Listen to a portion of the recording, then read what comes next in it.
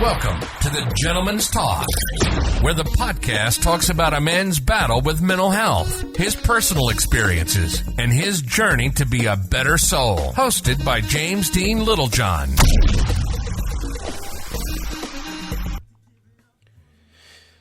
Hi everybody, and welcome back to the Gentleman's Talk. Christ alive, I've been away for a while, so I apologise. I've literally just had the tartest orange juice ever, so my mouth is salivating like crazy. Enough of that anyway. How are we? I hope we are okay. I hope we're getting through and certainly muddling through. It's been a difficult one, actually. I'm not going to lie to you. It has been difficult. It's been difficult for me. It's been difficult for a lot of my friends. I've had some up and down conversations the last few weeks. Very difficult.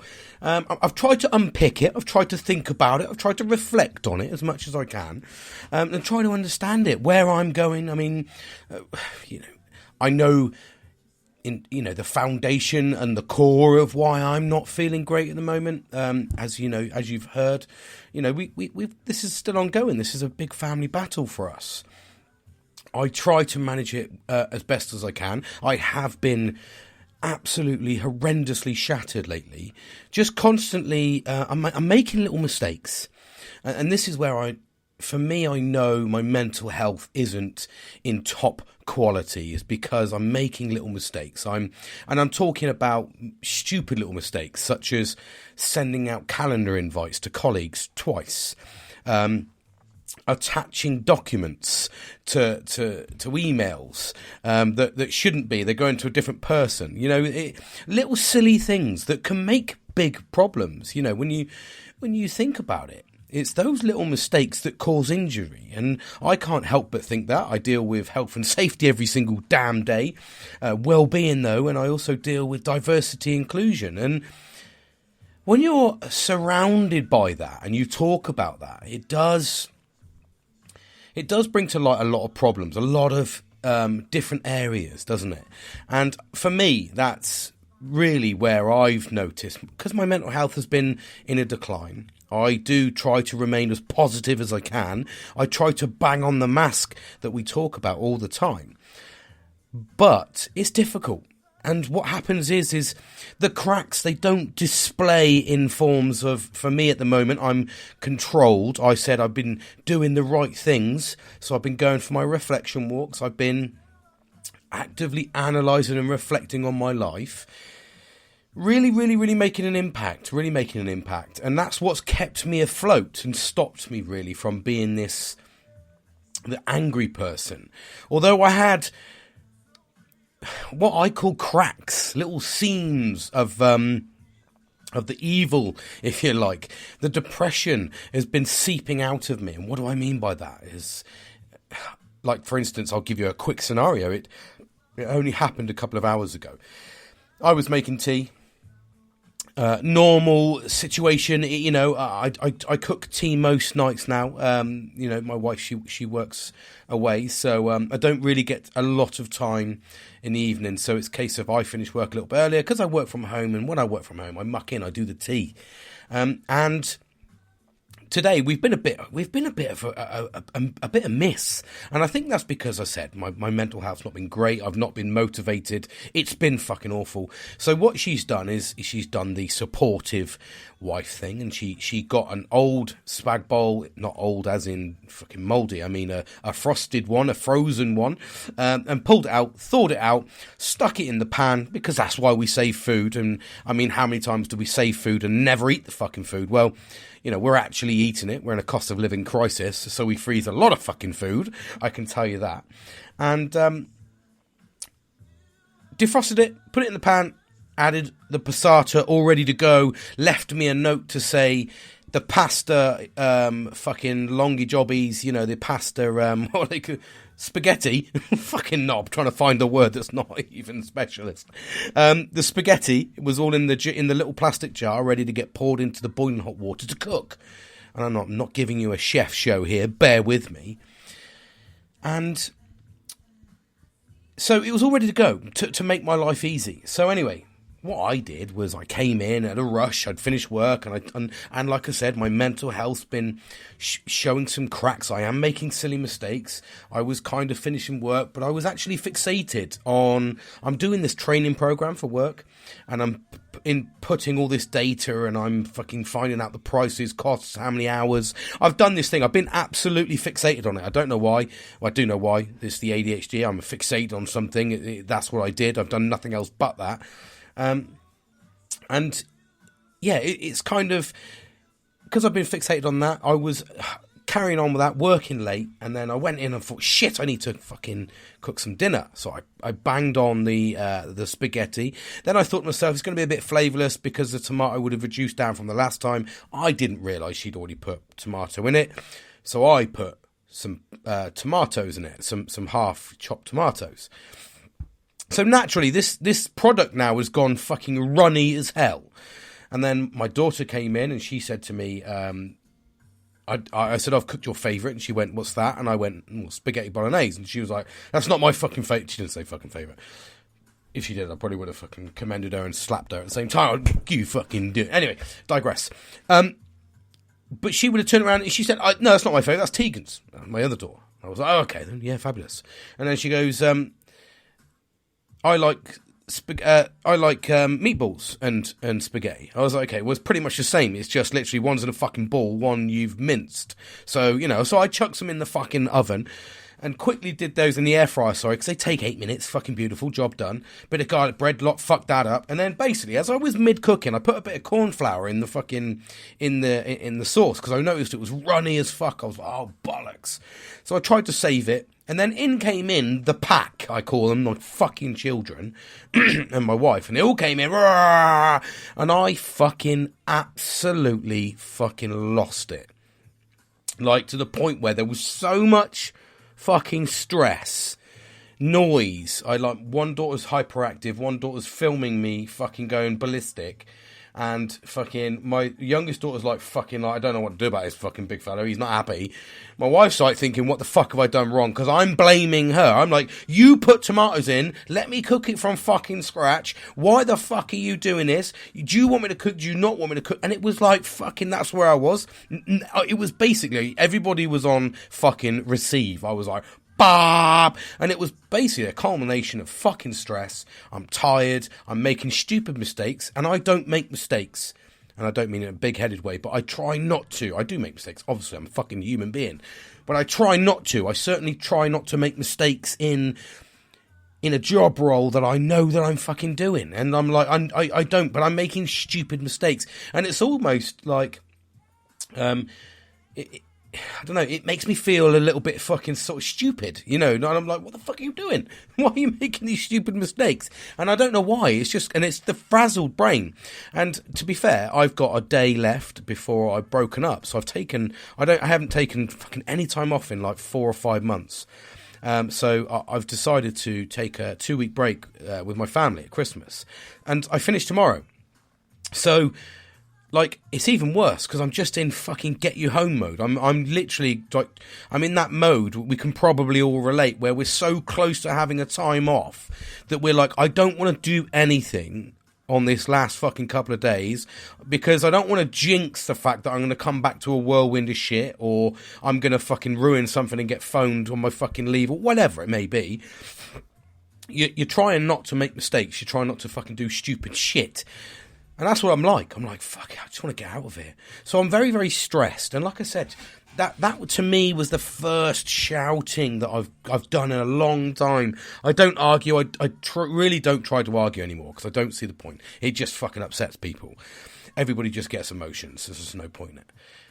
But every now and then when I see these cracks of depression sort of break through and I feel I've got little cracks of it coming through, like, for instance, I don't want to see anybody over Christmas. I literally just want to hibernate for 2 weeks, relax, shut the fucking computer, shut my phone, and just literally do nothing, or potter around, not do nothing, I'm not lazy, but but not worry about any social media. I don't want to worry about anything to do with work, anything to do with my phone. I just want to fucking chill and have a completely, almost reset my brain. I'm going to go to the gym.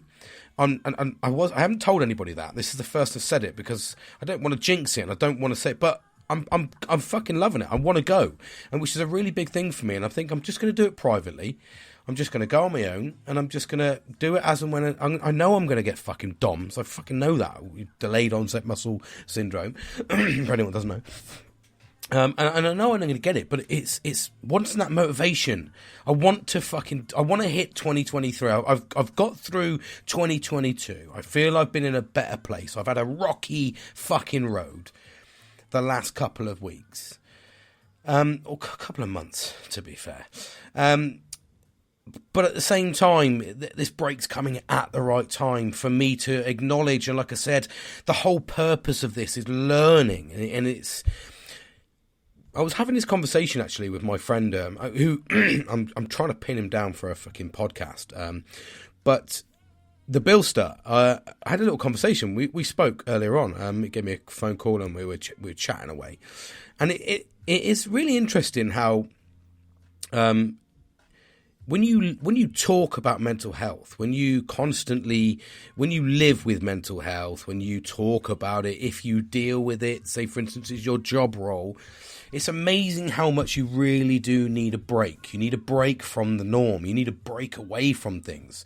It's like my friend, he deals with welfare. So, he's inundated with welfare problems day in, day out. And it's very relatable. And we could probably relate this. If you were going to relate this to something, you could relate it to a police officer that has to deal with trauma all the time, or has been, constantly dealing with, like, say, for instance, you've got a traffic police officer and they just constantly deal with RTAs all the time. He's going to get traumatized because he's going to start seeing that. Not traumatized. We probably will get traumatized. But you do develop this sadness about you. And whenever same as nurses, if you're dealing with sadness all the time, you're dealing with mental health, whether you're dealing with the young, the babies, the infant ward or the elderly ward, and there's a lot of uncertainty in those wards, A&E, whatever, we don't really acknowledge the fact that when you deal with mental health all the time and you deal with anything that's around your own mental health, you really have to fucking take care of it. You have to take that time to step away. And sometimes I find if I don't want to go to an occasion, or I don't want to do something, or I feel a little bit like I want to be an introvert, if you like, if you want to put a label on it. I normally say that's my body telling me. I normally say that's because I like socialising. So if I'm in that mood, that's my body telling me something. Either you're worried about the outcome, you're worried about what's going to happen. You just you try and take yourself out of that situation, and that's a protection factor. And I was telling my friend actually earlier on that he's in welfare, and I was like, but you need to look after yourself. When you deal with sadness and welfare problems all the time, you're constantly thinking about the negative side of life. And one thing that I've discovered, and I found this relatable when we had this conversation earlier, was for me, when you're surrounded by negativity, and I've said this before in a podcast, when you're surrounded by negativity and you talk negatively all the time and you talk about negativity all the time, and, welfare cases or mental health cases can range from absolutely anything, but inherently nothing associated with mental health is normally a good thing, is it? Unless, of course, you're talking about mental health and the prospects of, I'm in a good place, look after your well-being. But what I mean is to get down to the nitty-gritty. If you thought about mental health and if I said to you right now, get a pen and paper, and I did this yesterday, so I know what I'll be able to tell you. If I told you to write down mental health on a piece of paper and then write down your thoughts about mental health, so you just have that word in your head and just write down what you associate with that word in a brief, 20, 30 seconds. I guarantee that you will incorporate a lot more, unless you're, no, I would probably place money that you're going to associate a lot of it with a negativity. You might get to, if I gave you a minute or maybe 2 minutes, you might hit the the big categories of mental health negativity, and then kind of you might seep into a little bit of well-being and nature, and that's a time scale because that's allowing you to think. But when you actually type down, have mental health in your head and tell yourself to write down for 30 seconds what you think of mental health, you will put down sadness, darkness, depression, stress, anxiety, PTSD, ADHD, bipolar. These are all the things that would, and I talk about it all the time. So they're the things that are going to rattle off your head. And, if you were writing those out, bearing in mind I said those, I didn't physically write them. If I told you to write those out and, you actually wrote out depression and then you wrote down stress as you were thinking, you would probably get about 5 or 6 of those in 20, 30 seconds. If I told you to stretch that for a minute, 2 minutes, that's where we would normally try and think about some positives, because we do get sick of the negative.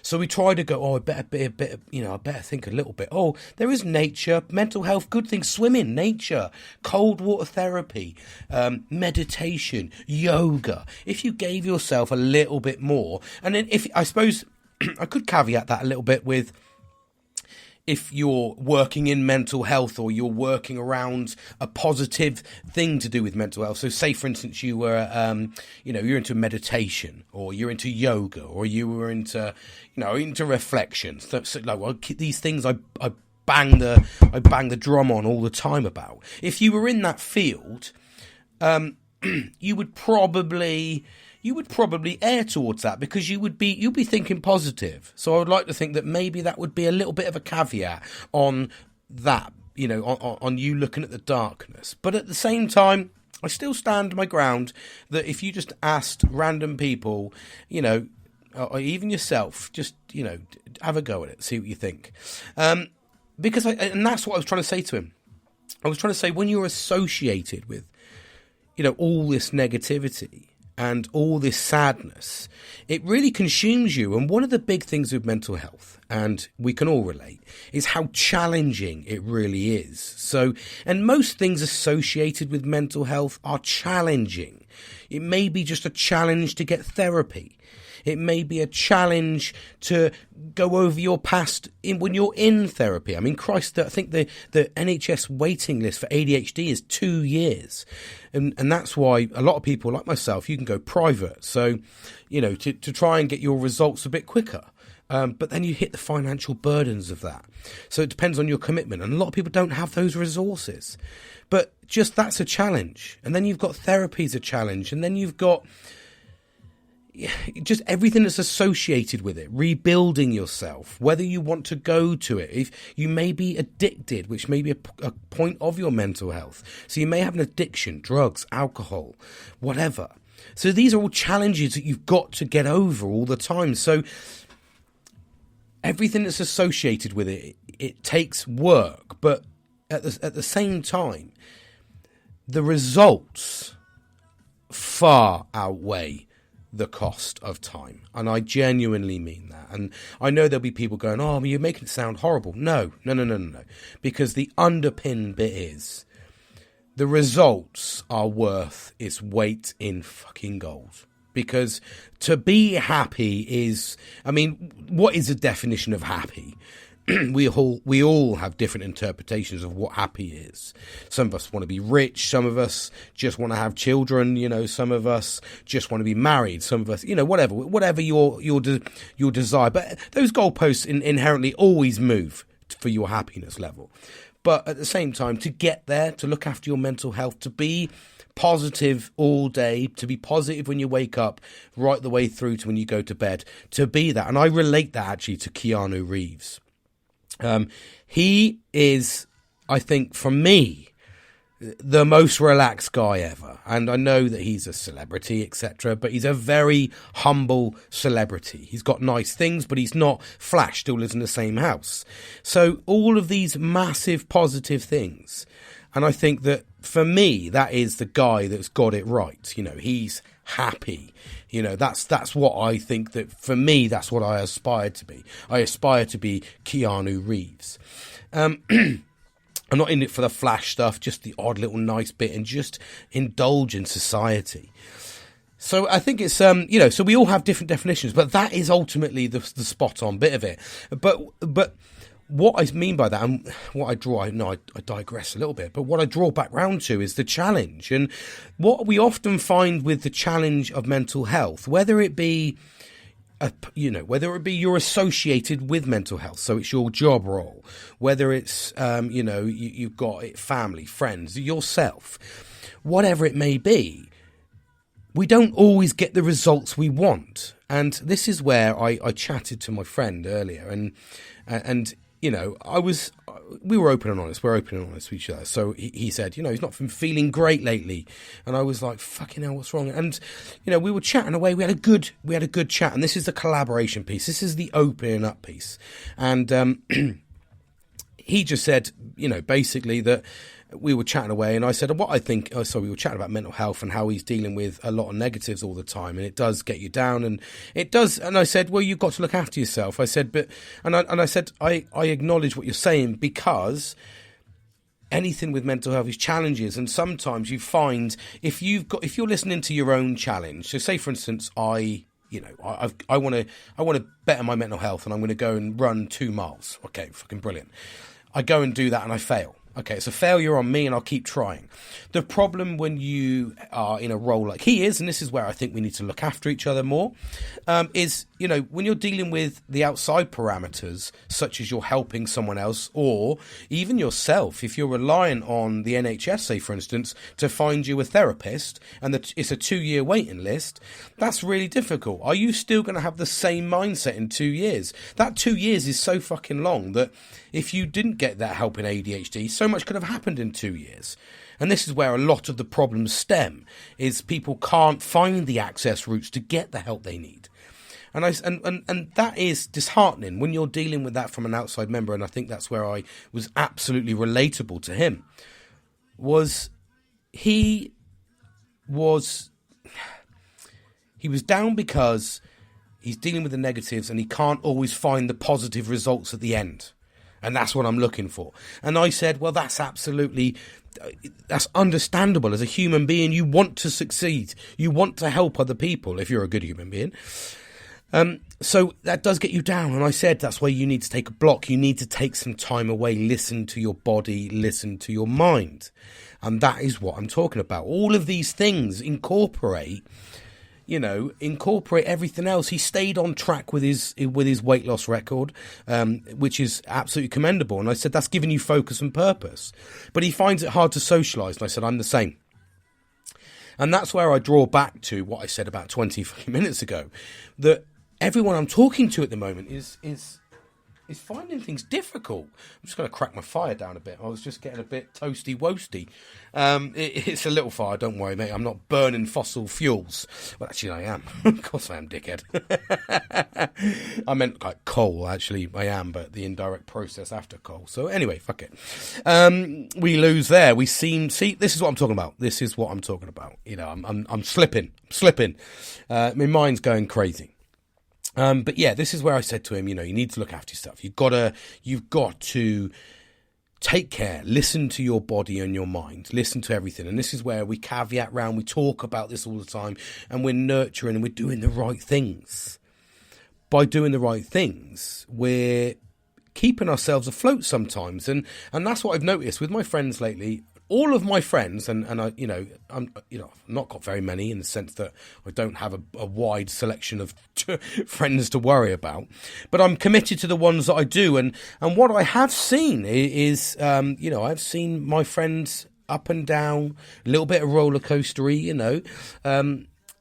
I had a long conversation with my best mate on Saturday. He came over to chat to me, and we chatted till the early hours, and we were talking about difficult things, family life and such, the cost of living, everything. Just it's really, really impacted. And obviously, all my men, in my little group that I talk to, my mates, they're all the bread earners. So, they're all finding their own challenges, and it's not all financially. You know, like I said, some people are finding problems with work. Some people are finding stress with just normal everyday life, you know, because of the darkness and the coldness. It's always dingy. I mean, I work from fucking home, for Christ's sake, and I walk into my cabin outside in the dark, and I walk out the cabin pretty much in the dark. It's crazy. Yeah, I fucking work and live at home. So it just goes to show, doesn't it, that, you know, everything creeps up on us. And again, this is where I talk about the mitigations, the mitigating ways we can try and stop these things, try and look after ourselves. And that's more about what I'm trying to talk about here, is making sure that we take our vitamins. Get that vitamin D down you, get the vitamin C. And I don't mean vitamin D, ladies. Calm down. You actually need the capsule, vitamin D. Take it easy. Bit fast and loose there, Lucy. Anyway, so, you know, vitamin D, you know, vitamin C, take your multivitamins, your zincs, you know, get some fruit down you, you know, get out amongst nature still, wrap up, get warm, but get outside still.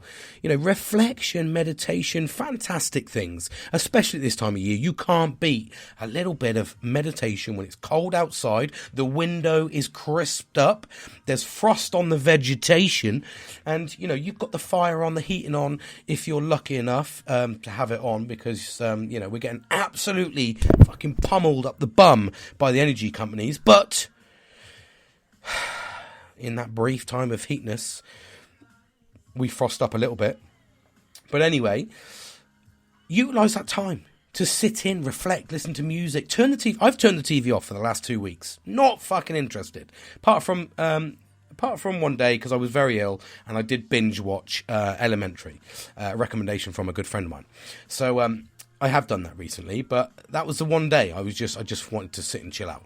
But yeah, you've got to utilise the time, and whereas normally we would get our you know, our fun, our frolics, everything else, we'd go out, we'd go outside in the sun, we'd be in the water, do whatever you got to do, the heat, everything's making you feel amazing. And then obviously, you know, winter time, we lose a little bit of track of that if you're an outside person. Maybe if you're an introvert, you don't feel it as much. Maybe it's a good time of year for you. Maybe it's the opposite. But that's where we need to look after ourselves. And that's where I gave some advice to my friend, saying, you know, listen to your body, listen to your mind. If it's telling you that you're feeling sad and you're noticing things, this is where I say look out for the signs, you know, absolutely. And we can all look out for the signs in ourselves. That's managing our mental health. That's becoming a better person. You need to fundamentally manage it yourself. So if you're recognizing that you're not talking as much, if you've genuinely lost interest in that, then cut it out. If you're not talking because, I don't know, you're not feeling it, or you're, say, for instance, you're not going out. Maybe you've become an introvert. All of these things, look for the signs. Look for the, you know, has your emotions become raised? Are you hitting things harder, and are you getting sadder? You know, are you ploughing into work too much?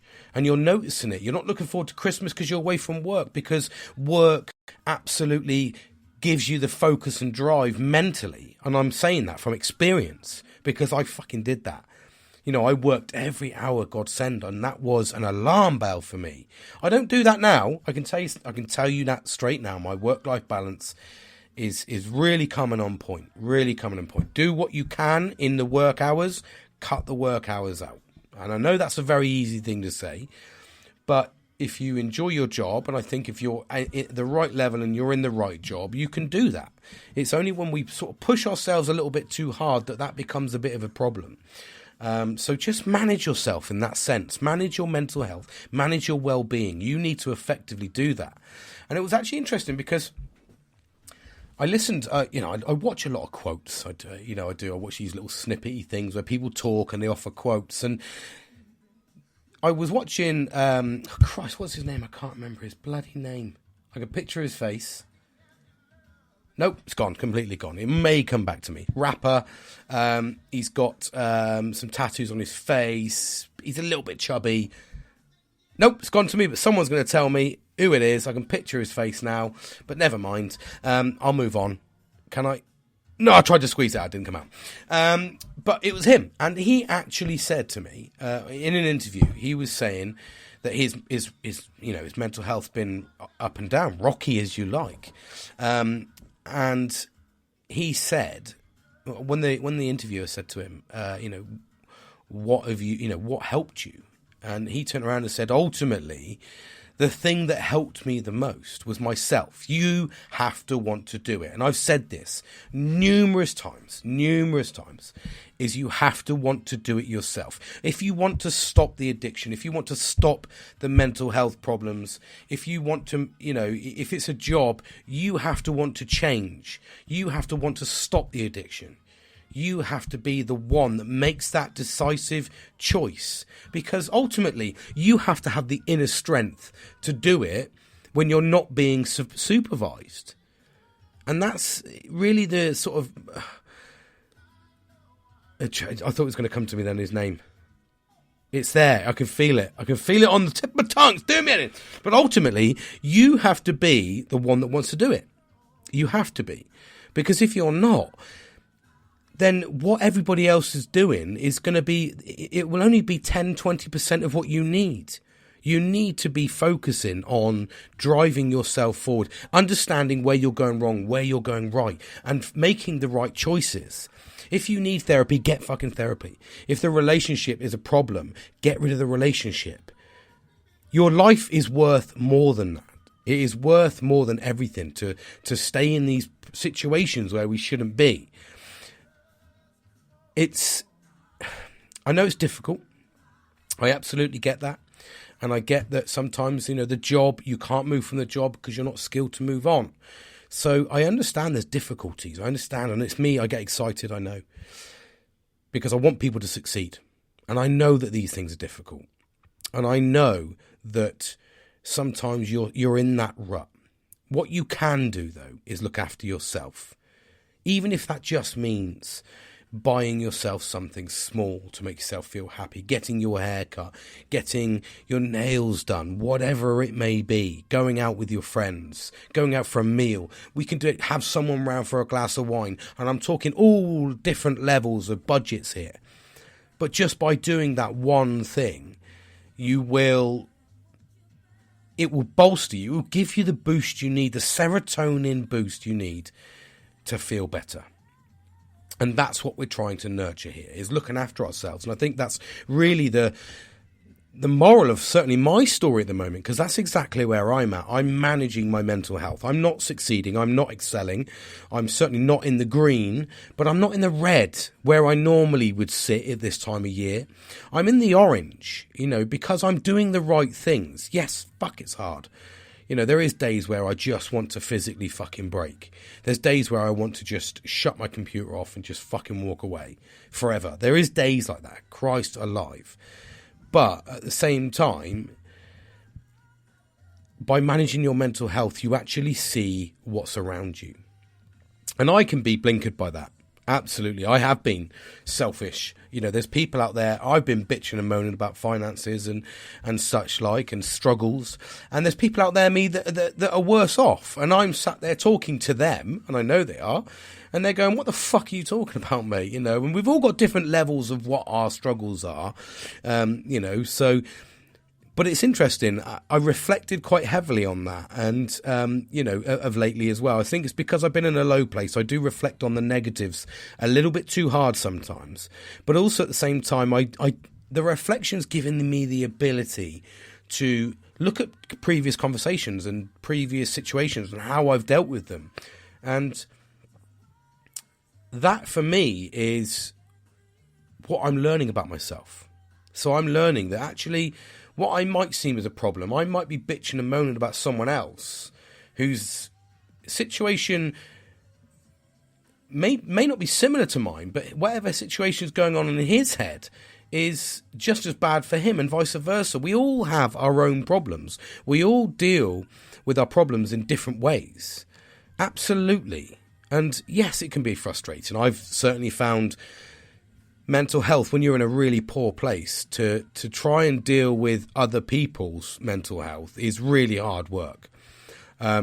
I'm not even fucking kidding you. It's because I often see people as being a bit naggy and a bit moany, and I'm like, fucking hell. And then you reflect back and you go, well, actually, you're a bit naggy and a bit moany, so you're just as fucking bad. And I think that's this time of year, it's really important to manage your mental health. If you're like me, whatever the season may be or whatever your time, the crux of it is, the foundation of it is, you've got to look after your mental health. You've got to be on point.